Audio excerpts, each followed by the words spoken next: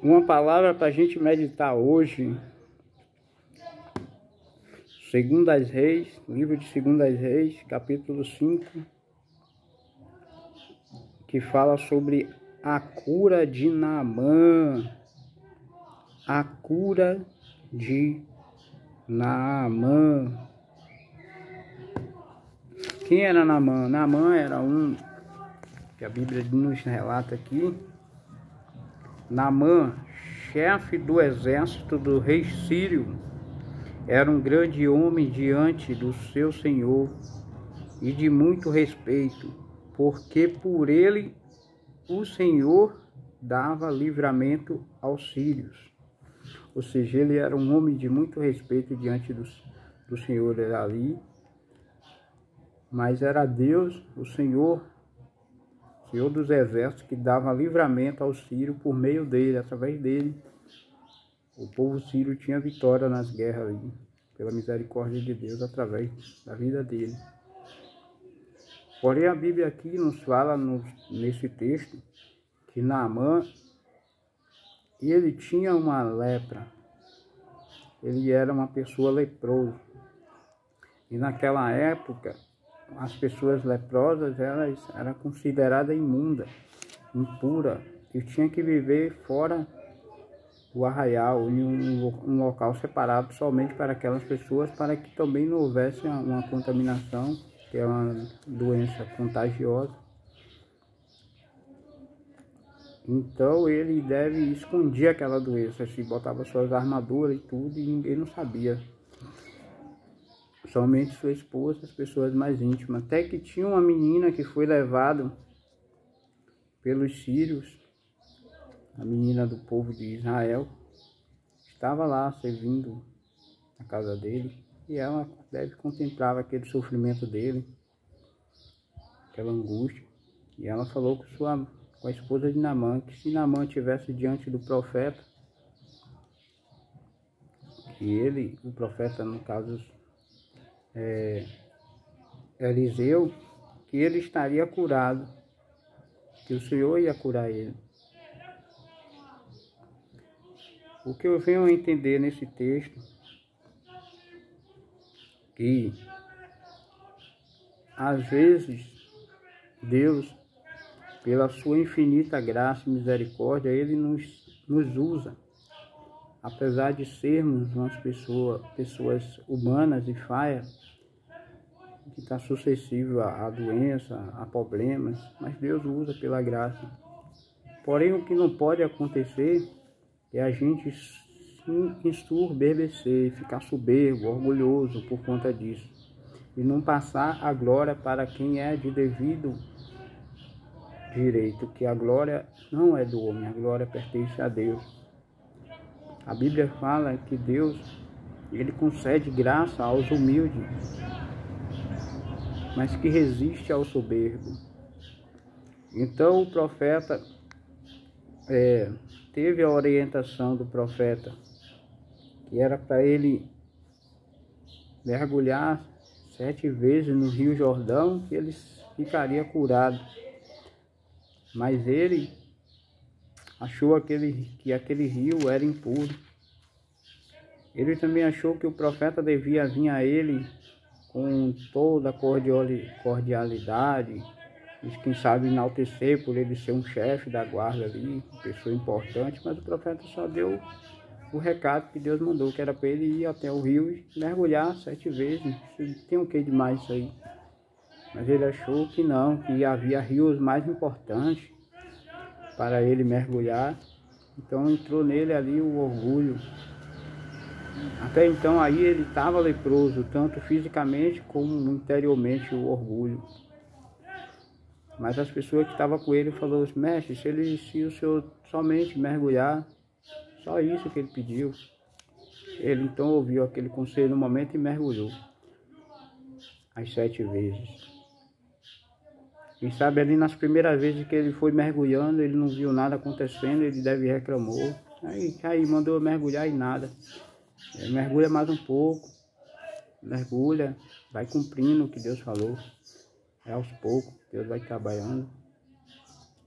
E aí quando ele mergulhou as 7 vezes, a Bíblia diz que a pele dele ficou mais sã, tão limpa como de um bebê, de uma criança. Então, quando a gente se humilha, quando a gente quebra o nosso orgulho, Deus vai fazer o milagre na nossa vida. Porque muitas das vezes a gente guardamos ódio ou raiva, ou não consegue perdoar alguém, e a gente acaba adoecendo por conta disso. Tem pessoas em hospitais ali que está internada, está ali naquela fase ali, mas o coração dela ainda está enraizado ali no rancor. Ela muitas vezes, alguém quer ir até ela para conversar, pedir perdão, se reconciliar ali, deixar uma mensagem, mas ela não gosta da pessoa, ela não quer aquela visita, mesmo ela estando ali debilitada. O orgulho, aquela coisa que está lhe maltratando, que está lhe prejudicando, mas ela não está quebrando o coração.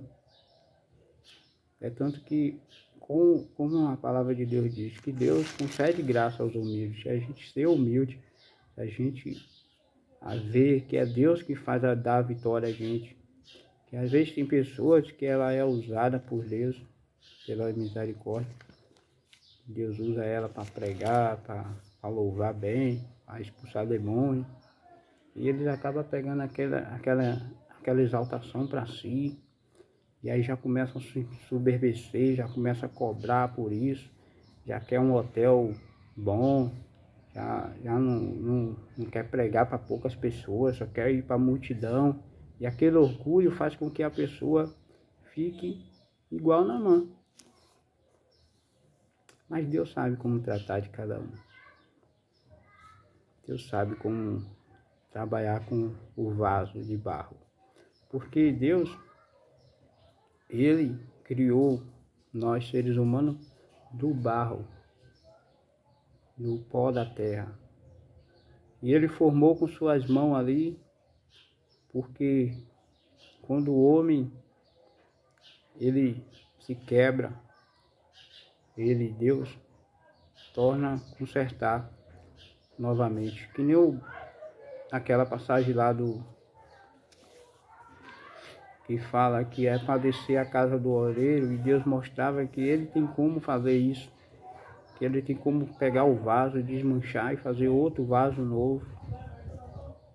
Então Deus, Ele sabe como trabalhar na vida de cada um. E tem coisas que muitas vezes a gente não entende. Às vezes a gente está acontecendo alguma coisa na nossa vida e a gente fica questionando a Deus o porquê, meu Deus, o porquê. E o problema muitas vezes está debaixo do nosso nariz e a gente não quer enxergar, não tem a humildade de enxergar para reconhecer que devemos dar a glória para Ele. Muitas vezes as coisas estão acontecendo e é tudo com a permissão de Deus. A gente, por exemplo, no livro de Jó, Jó era um homem íntegro e reto, que desviava-se do mal, apesar de não ser perfeito, que perfeito só Jesus. Mas era um homem ali respeitado, as pessoas vinham até Jó cumprimentar, tinha muitos funcionários, acredito que ele tratava bem a todos. Mas o inimigo, ele ainda acordava, orava pelos filhos, fazia sacrifício ali pelos filhos, pelas filhas. Ele temia alguma coisa ali, que os filhos tivessem pecado contra Deus, ele fazia aquele sacrifício. Mas o inimigo, ele via a conduta de Jó, e Deus então pergunta a Satanás, de onde vem Satanás? De rodear a terra e passear por ela. Aí Deus diz, tenho observado o meu servo Jó, homem íntegro e reto. E o inimigo acusa Jó, que Jó só era fiel a Deus, porque Jó tinha riqueza, porque Jó Deus cercou de bens, que Jó... Mas Deus, na sua sua soberania ali, vontade permissiva, permitiu que acontecesse aquelas coisas na vida de Jó, para testar, para mostrar a Satanás que Jó era sim um homem temente a Deus, e Deus ia dar vitória a Jó. Então Jó, em sua vida ali, ele envergonhou Satanás, porque mesmo doente, perdendo tudo, Jó adorou a Deus. Ainda que a sua mulher ainda falou aquelas coisas, mas Jó falou que Deus nos deu os bens, também não poderia nos dar o mal, porque Jó estava confiante que Deus, ele tinha um controle de tudo. Então Deus viu a sinceridade de Jó e restituiu tudo que Jó perdeu. Deus deu em dobro. Deus restaurou a saúde, restaurou o lar de Jó, deu novos filhos a Jó. E Jó ainda falou assim, ó: bem sei que tudo podes, e nenhum dos teus planos pode ser impedido. Tem uma passagem na Bíblia também que diz: operando Deus, quem impedirá? A Bíblia fala no livro de João, capítulo 15, versículo 5, parte B do versículo, que diz assim: Jesus disse: sem mim nada podeis fazer. Sem Jesus nós não podemos fazer nada. E muitas vezes o homem se ensoberbece e acha que é ele já, Teve um dia que eu estava assistindo aqui uma live e o irmão falou que convidaram ele, chamaram ele urgente para ele ir orar para expulsar um demônio. E aí ele falou que tinha um bocado de gente já orando e não aconteceu nada, que ele chegou lá e ele orou: eu ordeno que tu saia. E conversou ali com aquele demônio e ele disse que fez o demônio sair. E eu fiquei observando para ver se ele ia falar assim, que ele mandou o demônio sair em nome de Jesus, e que Jesus que expulsou o demônio, não ele. Que é por intermédio do nome de Jesus que tudo está sujeito ao nome de Jesus. O nome de Jesus é a autoridade aqui na terra, no céu e no inferno. E a gente, pela sua bondade, ele nos usa.